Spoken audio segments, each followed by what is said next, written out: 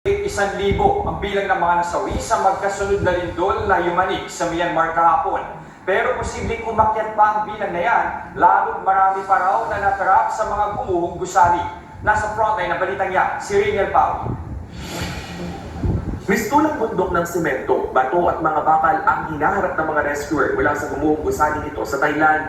Ang 33 palapag na ginagawang gusali, biglang bumuho kasunod ng lindol sa kalapit bansang Myanmar kahapon. Base sa huling datos ng State Run Myanmar Radio and TV, umabot na sa 1,000 ang nasawi sa lindol, 2,376 ang sugatan at halos 30 pa ang nawawala. Ayon sa US Geological Survey o USGS, nasa Sangay, Myanmar ang epicenter ng lindol. May lakas na magnitude 7.7 ang unang pagyanig na naitala ng 2:20 PM. Sinundan ito ng magnitude 6.4 makalipas lang ang higit 10 minuto. Nasa 10 kilometro ang lalim ng sentro ng lindol.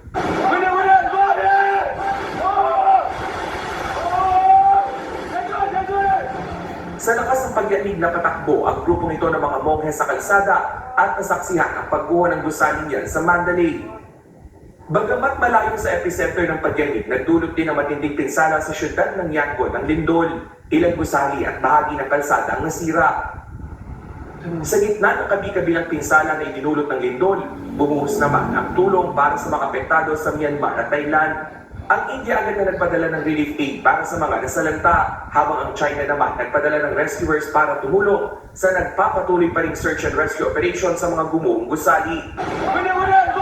Nagbabalita mula sa frontline, Reniel Pau.